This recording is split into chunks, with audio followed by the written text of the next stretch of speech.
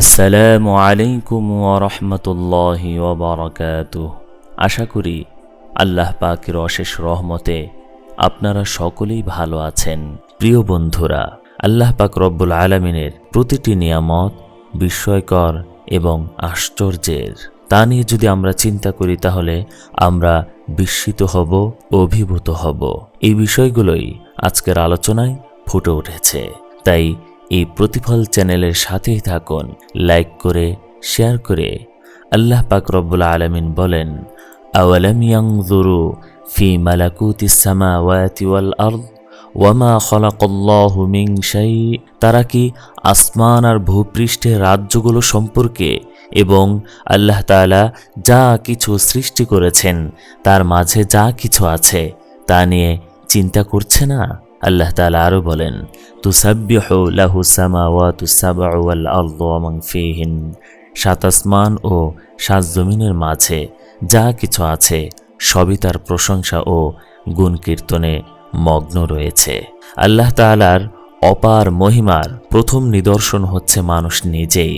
এক ফোঁটা শুভ্র রং পানির সাথে রক্ত মিশিয়ে আর তাদের মিলনে দেহে কত ধরনের বিচিত্র পদার্থ যেমন মাংস, চামড়া, শিরা, রায়ু ও হাড় ইত্যাদি সৃষ্টি হয়েছে।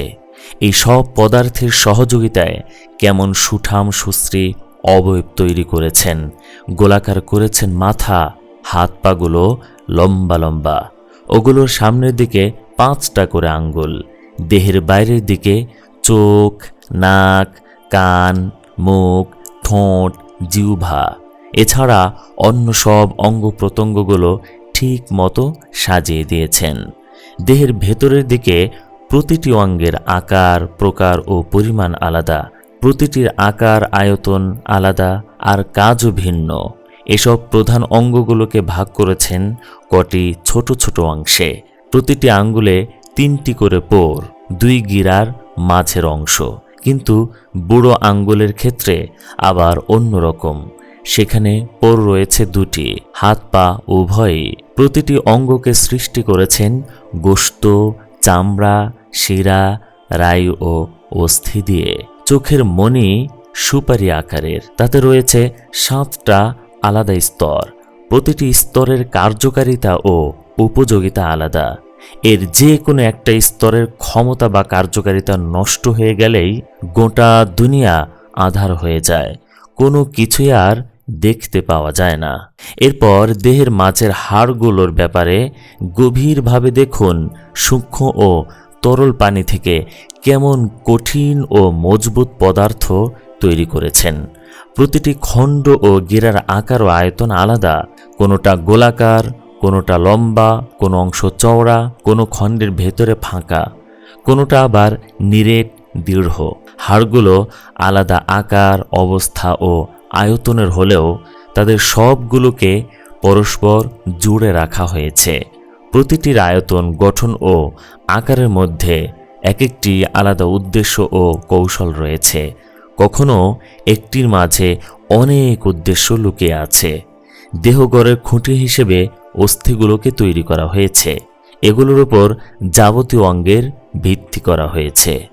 হাড়গুলো যদি গিরা ও জোড়া বিশিষ্ট না হয়ে একটানা বিশাল হাড়ের আকারে সৃষ্টি করা হতো তাহলে পিঠ বাঁকানো বা নত করা সম্ভব হতো না। আবার যদি দেহের হাড়গুলো একটি হতো তাহলে সোজা হয়ে দাঁড়ানো যেত না। এই 2 ধরনের অসুবিধে দূর করে অস্থিগুলোকে টুকরো টুকরো করে সৃষ্টি করেছেন, যাতে দেহের প্রতিটি অংশকে আমরা ইচ্ছামতো বাঁকাতে পারি, নোয়াতে পারি ও ঘোরাতে পারি। আবার অস্থিগুলোকে পরস্পর ধমনী ও শিরার সাহায্যে মিলিয়ে পাতলা পর্দার আবরণে জড়িয়ে মজবুত করে দিয়েছেন, যেন তাদের উপর ভর করে দাঁড়াতে পারে। আবার অন্যদিকে ওই 4টি দাঁত ঢুকে বসতে ও নড়তে পারে এমন 4টা গর্তের খাঁজ রয়েছে। একদিকের দাঁত অন্য দিকের গর্তের খাঁজগুলোর মধ্যে ঢুকে যায় এমন সমান করে বসানো হয়েছে, যেন বাঁকা ও সোজা করার সময় প্রয়োজন মতো ঘুরতে পারে। হাড় টুকরোর মাথার গোল দিকের অংশ বের করে রাখা হয়েছে কনুইয়ের হাড়ের মতো, যাতে পেশি, শিরা, উপশিরা যেগুলো হাড়ের উপর জড়িয়ে আছে সেগুলো আড়াআড়িভাবে থেকে হাড়ের সংযোগকে দৃঢ় রাখতে পারে। এভাবে মাথার খুলি 55টি হাড়ের টুকরো এক করে সৃষ্টি হয়েছে। ওগুলোকে পরস্পর জুড়ে দেওয়া হয়েছে সূক্ষ্ম সেলাইয়ের সাহায্যে। এসব সংযোগের মাঝে অতি সূক্ষ্ম নালা রয়েছে, তাতে খুলির কোনো এক অংশে ব্যথা বা ক্ষত সৃষ্টি হলে তা অন্য ভাগে পৌঁছতে পারে। তাই অন্য অংশগুলো নিরাপদ থাকে। অন্য অংশের ওপর কোনো আঘাত লাগাতে সেই অংশের ওপর কষ্ট হয়, অন্য অংশগুলো নিরাপদ থাকে। দাঁতের সৃষ্টি কৌশল সম্পর্কে চিন্তা করলে আরও অবাক হতে হয়। কতগুলো দাঁতের আগা গোল ও চওড়া, আর কতগুলো দাঁতের আগা পাতলা ও ধারালো। খাবার প্রথমে চিকন ও ধারালো মাথার দাঁত কেটে টুকরো করে, এবার জিভ সেগুলো ঠেলে দেয় গোল ও চওড়া মাথার দাঁতের দিকে। সেগুলো খাবারকে আরও পিষে ফেলে, চালান করে দেয় পেটে। আল্লাহ রব্বুল আলামিন হজমের জন্য এই সুব্যবস্থা করেছেন। কি নিখুঁত তার সৃষ্টি! ছোটোখাটো কোনো দিক তার কুদরতি দৃষ্টি থেকে এড়ায়নি। এবার আসা যাক গ্রীবা দেশের বিচিত্রতার দিকে। 7 টুকরো হাড়ের সংযোগে সৃষ্টি করা হয়েছে গলা। সেগুলোকে মজবুত ও শক্ত করে দিয়েছেন শিরা, ধমনী ও রায়ু দিয়ে জড়িয়ে। গলার ওপর দিকের সাথে যোগ করেছেন মাথাকে।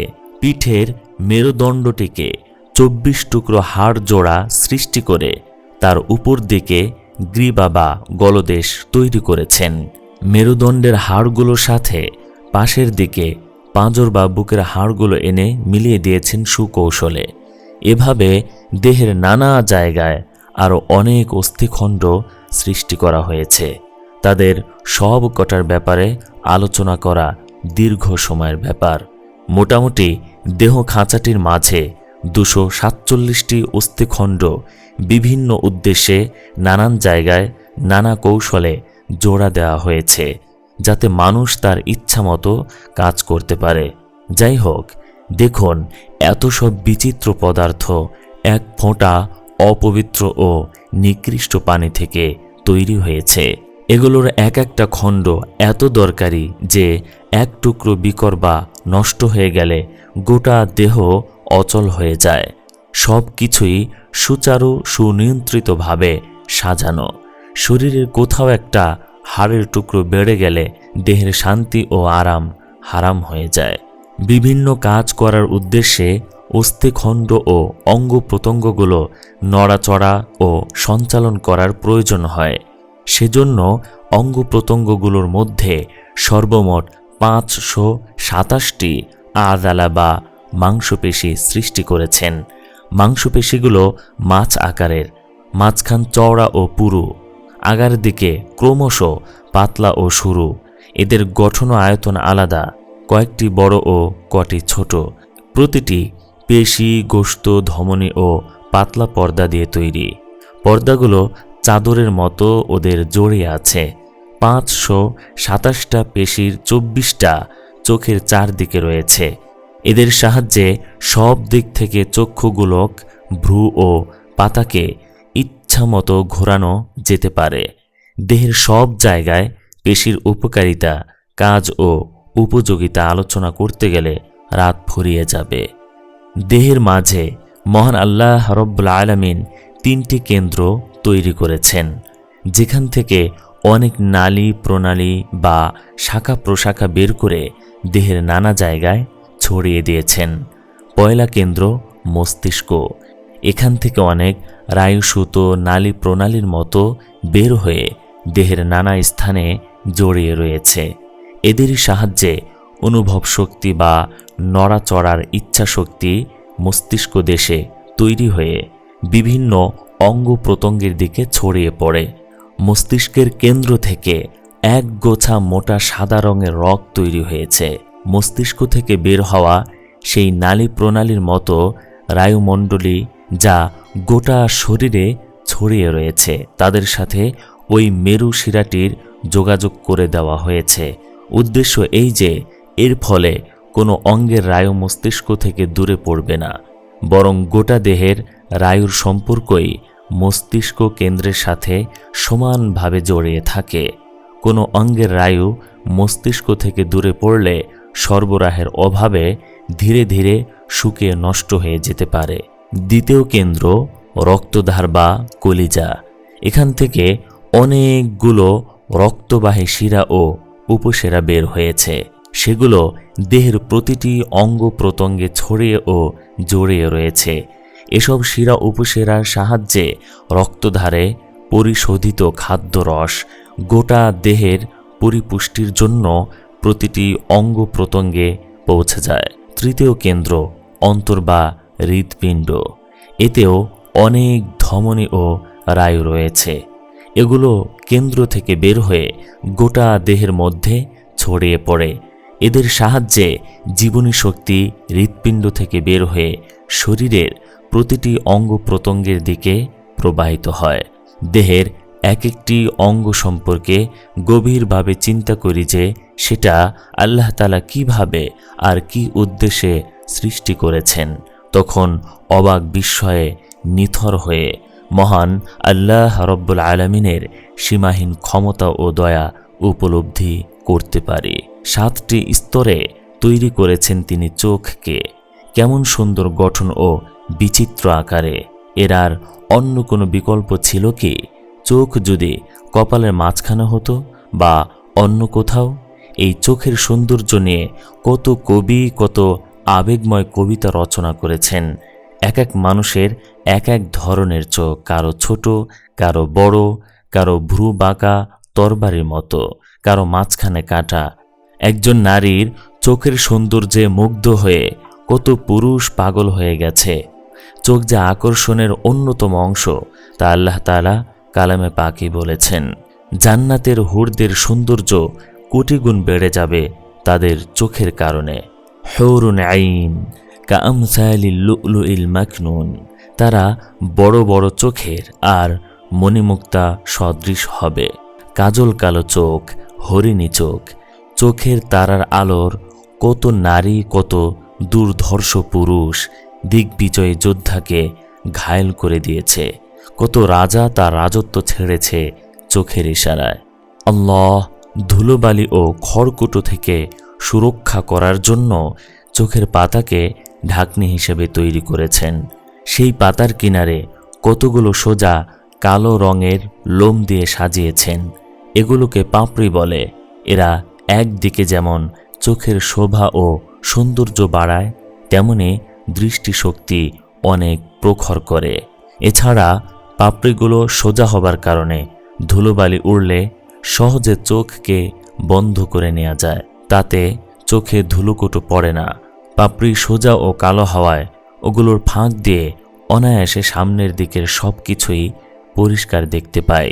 কালো না হয়ে অন্য কোনো রঙের বা নিচের দিকে বাঁকা হলে দৃষ্টি বাধা পেত। পাপড়িগুলি সামনের দিকে সোজাভাবে ছাউনির মতো ঢাকা। এজন্য উপর থেকে খড়কুটা বা তেমন কিছু পড়লে বাধা পায়। চক্ষুগুলো আর তার সাথের জিনিসগুলো আল্লাহ রব্বুল আলামিনের বিচিত্র সৃষ্টি কৌশল ও আশ্চর্য শিল্প নৈপুণ্য। কিন্তু এর চেয়ে আরও আশ্চর্য কারিগরি এবং অসীম ক্ষমতার নিদর্শন এই যে চোখের মনে। এগুলো 2-3টে মসুর বিচির পরিমাণ, কিন্তু এর দেখার ক্ষমতা দিগন্ত বিস্তৃত গগনমণ্ডল আর সুবিশাল ভূমণ্ডল। আকাশ এত উপরে এত দূরে, কিন্তু পলকে তা পরিষ্কার দেখে ফেলছে নয়নমণি।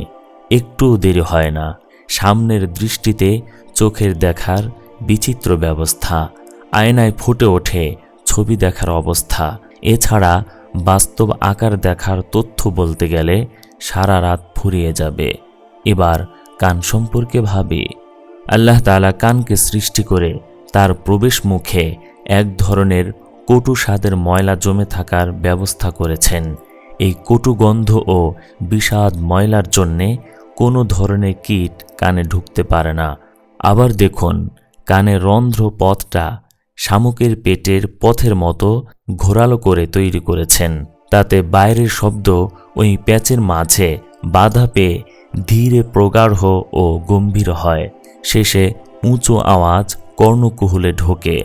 আকৃতিটি ফানেলের মতো হওয়ার কারণে শব্দ একসাথে ঢুকে কানের পর্দার ক্ষতি করতে পারে না। রন্ধ্র পথটা পেঁচালো হওয়াতে ঘুমন্ত অবস্থায় পিঁপড়া বা পোকা একবারে শেষ মাথা পর্যন্ত পৌঁছতে পারে না।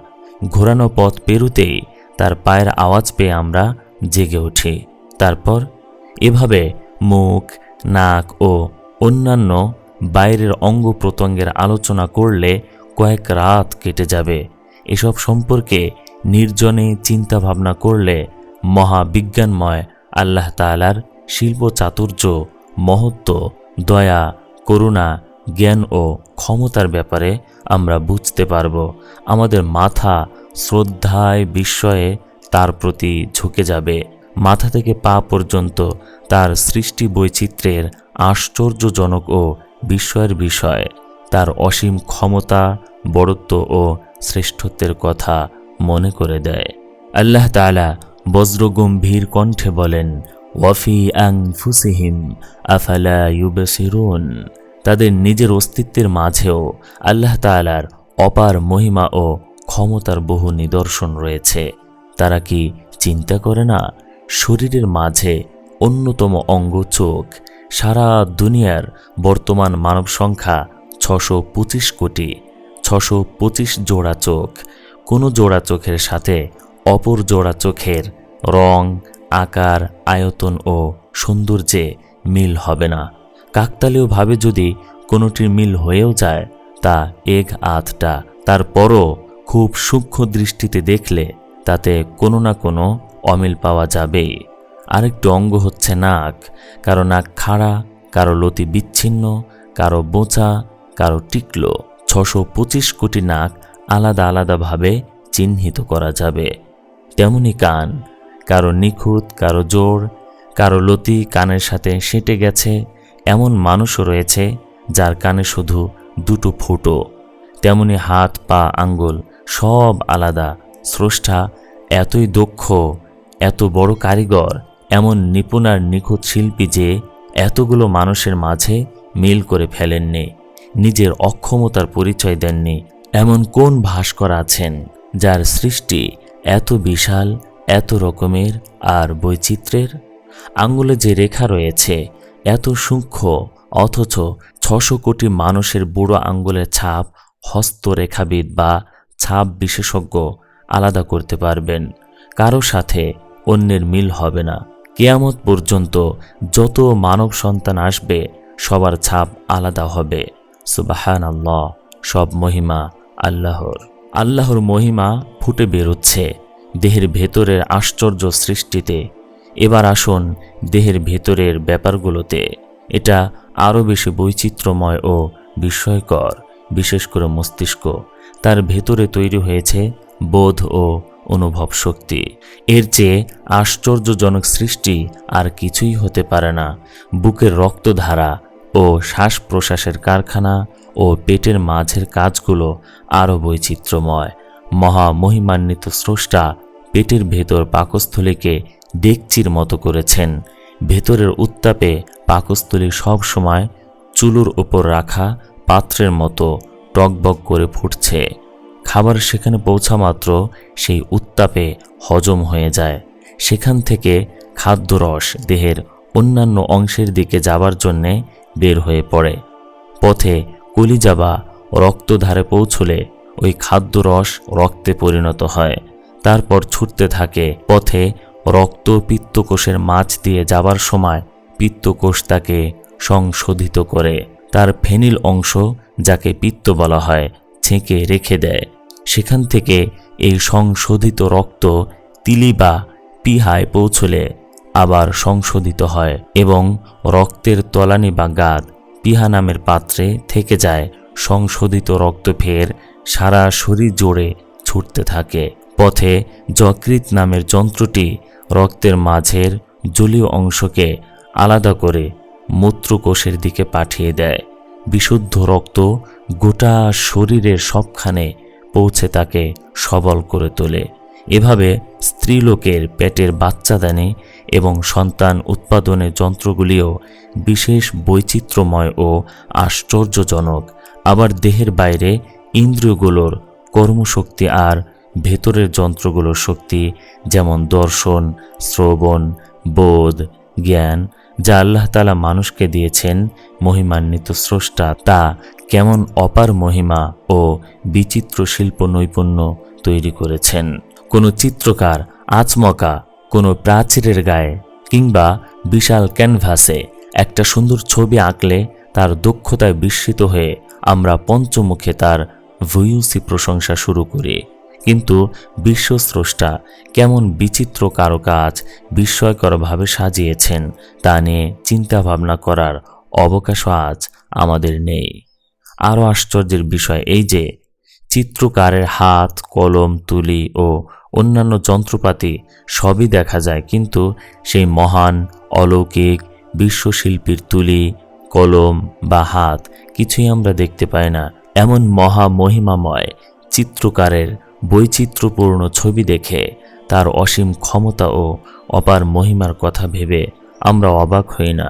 এমন সুদক্ষ সুনিপুণ শিল্পীর অনেক অনন্ত জ্ঞানের কথা ভেবে আমরা অবাক হই না।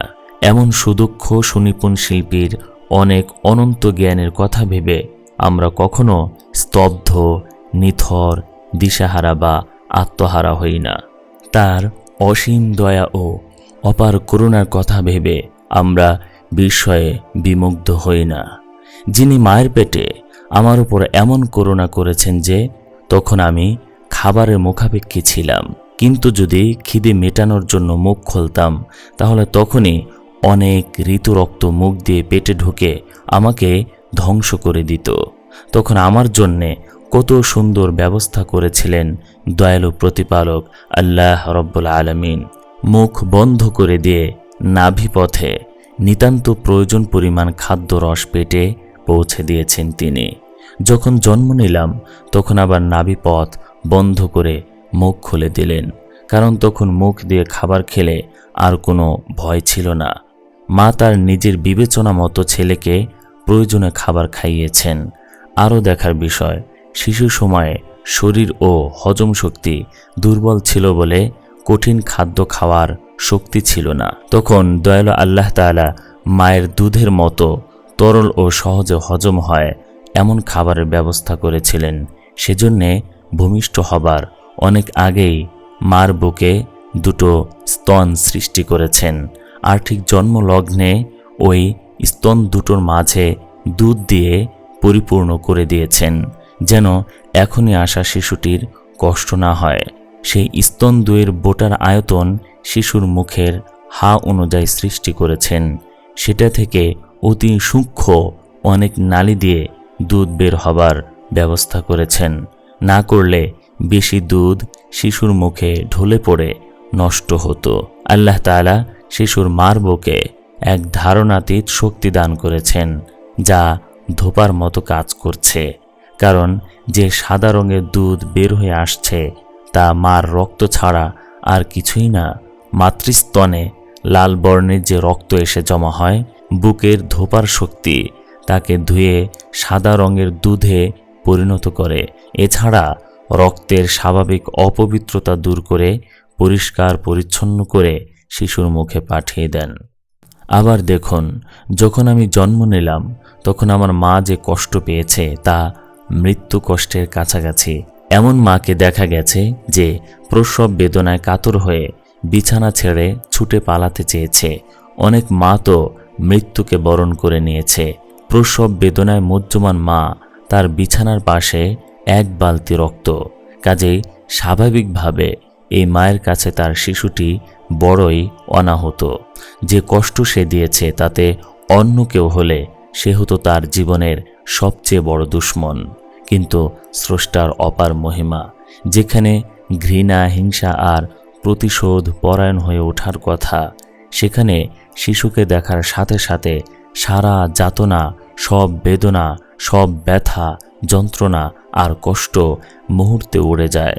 সেখানে জন্ম নেয় ভিন্ন অনুভূতি, তা হচ্ছে তীব্র মায়া। মা পরম স্নেহে নাড়ি ছেঁড়া ধনটিকে বুকের মাঝে আঁকড়ে ধরে, সতর্ক হয়ে ওঠে তার দুর্বল শরীরের প্রতিটি স্নায়ু, প্রতিটি তন্ত্রে। কারণ শিশুটির নিরাপত্তা পরম মমতার আধার করুণাময় আল্লাহ তাআলা তখনই তার অসীম অলৌকিক ক্ষমতা দিয়ে বুকের অসংখ্য নালীর ভেতর দিয়ে বইয়ে দেন ঝর্ণাধারা, সাদা শুভ্র পবিত্র অমেয় ধারা। কেঁদে ওঠা শিশুর মুখে ঠেলে দেয় স্তনের বোটা মা। শিশু শিউরে ওঠে পরম আনন্দে, স্থির নিথর হয়ে যায়। ধীরে ধীরে শিশু বড় হয়, মমতা ভালোবাসায় অপত্য স্নেহে মা হয়ে ওঠে অন্ধ। দয়ালু আল্লাহ তার দয়ার ভাণ্ডার থেকে ঢেলে দেন এই মায়া আর মমতা। শিশুর নিরাপত্তার জন্যে অতন্ত্র প্রহরী হয়ে ওঠে মা। মুহূর্তের জন্যে শিশু ক্ষুধার্ত হয়ে কেঁদে উঠলেই পড়িমড়ি ছুটে আসে মা, অস্থির ব্যাকুল। ছুটে এসে সাথে সাথে শিশুটিকে দুধ পান করায়। দুধ পান করতে দাঁতের প্রয়োজন হয় না, কাজেই যতদিন শিশু দুধ পান করবে ততদিন তাকে দাঁত দেয়া হয় না। তখন মুখে দাঁত দিলে তা দিয়ে হয়তো সে তার মার বুক ক্ষত বিক্ষত করে দিত। সেজন্যই শৈশবে বাচ্চার মুখে দাঁত বের হয় না। আবার যখন কঠিন খাবার খাওয়ার সময় হলো, তখন শক্তিমতো ধীরে ধীরে 2-4টে করে দাঁত দেওয়া শুরু হলো। শিশু দাঁতের সাহায্যে কঠিন খাবার চিবিয়ে খেতে পারল। যে ব্যক্তি এইসব বিচিত্র শিল্প নৈপুণ্য ও আশ্চর্যজনক সৃষ্টি কৌশল দেখে তার সুদক্ষ শিল্পী ও সুনিপুণ সৃষ্টিকর্তার অনুপম শ্রেষ্ঠত্ব, অসীম ক্ষমতা ও অপার মহিমার চিন্তায় আত্মহারা না হয়, তার চেয়ে উদাসীন ও হতভাগা আর কে আছে? স্রষ্টার পূর্ণ দয়া ও অপার করুণার এই সৃষ্টি বৈচিত্র্য দেখে বিস্ময় বিহ্বল হয়ে যদি সে সুবহানাল্লাহ, আলহামদুলিল্লাহ, আল্লাহু আকবার বলে চিৎকার করে না ওঠে, তাহলে তার চেয়ে বোকা ও দুর্ভাগা আর নিরেট কে আছে? স্রষ্টার অপ্রতিহত প্রতাপ, অনুপম সৌন্দর্য, শিল্প নৈপুণ্য দেখে তার প্রতি আসক্ত না হয়, অনুরক্ত না হয়, আত্মসমর্পিত না হয়, তার কাছে মাথা নত করে আসলামতু লিরাব্বিল আলামিন না বলে, তবে তার চেয়ে অন্ধ, বিমুখ ও পথহারা আর কে আছে? আর যে এসব সৃষ্টি রহস্য ও নৈপুণ্য নিয়ে চিন্তা করে না, নিজের দেহের মাঝের বিচিত্র কারিগরি সম্পর্কে জল্পনা কল্পনা করে না, যাবতীয় সৃষ্টির সেরা হিসেবে যে জ্ঞান শক্তি আল্লাহ তাআলা তাকে দান করেছেন সেসব কাজে না লাগিয়ে শুধু সময় নষ্ট করে, তার চেয়ে অলস হতভাগা আর কে আছে? যে মানুষ শুধু এটুকু জানে খিদে পেলে খেতে হয়, রাগ হলে শত্রুর সাথে ঝগড়া ও মারামারি করতে হয়, কিন্তু আল্লাহ তাআলার মারেফাত বা পরিচয় দানের নিয়ামত থেকে বঞ্চিত থাকে, সে ব্যক্তি আকৃতিতে মানুষ হলেও স্বভাবে ও প্রকৃতিতে পশু। আল্লাহ তাআলা থেকে পুরোপুরি অমনোযোগী ও সংসার মোহে মত্ত উদাসীন। সম্ভবত তার সম্পর্কে আল্লাহ তাআলা বলেছেন, ওয়ালাকাদ যারানা লিজাহান্নামা কাসীরাম মিনাল জিন্নি ওয়াল ইনস লাহুম কুলুবুল লা ইয়াফকাহুনা বিহা ওয়া লাহুম আ'য়ুনুল লা ইউবসিরুনা বিহা ওয়া লাহুম আযানুল লা ইয়াসমাউনা বিহা উলাইকা হুমুল গাফিলুন। আর আমি সৃষ্টি করেছি দোজখের জন্যে অনেক জিন ও মানুষকে। ওদের বিবেক আছে কিন্তু বিবেচনা করে না, তাদের চোখ রয়েছে কিন্তু দেখে না, তাদের কান রয়েছে কিন্তু শুনতে পায় না, তারা চার পেয়ে পশুর মতো, বরং তার চেয়ে খারাপ। এরাই হচ্ছে উদাসীন, অলস। আজ এখানে মানব দেহ সম্পর্কে যে আলোচনা করলাম তা মহাপরাক্রমশালী আল্লাহ রব্বুল আলামিনের অপার বিস্ময়কর সৃষ্টি দেহতত্ত্বের আশ্চর্য বর্ণনার লক্ষ ভাগের এক ভাগও না, তা আলোচনায় আসা সত্যি সুকঠিন। নিজের দেহের বিচিত্র ও আশ্চর্যজনক ব্যাপারগুলো চিন্তা শেষ করে যদি আরও এগুতে চাই, তাহলে ভূমণ্ডল সম্পর্কে ভাবতে পারি। করুণাময় সৃষ্টিকর্তা কেমন সুন্দর করে জমিনকে পরিপাটি বিছানা আকারে আমাদের জন্য সাজিয়েছেন। আল্লাহ তাআলা বলেন, আলাম নাজআলিল আরদা মিহাদা, আমি কি করিনি জমিনকে বিছানা? জমিনকে আল্লাহ তাআলা চওড়া করেছেন, এত বড় যে সারা জীবন চলতে থাকলেও তার শেষ সীমায় পৌঁছতে পারবে না।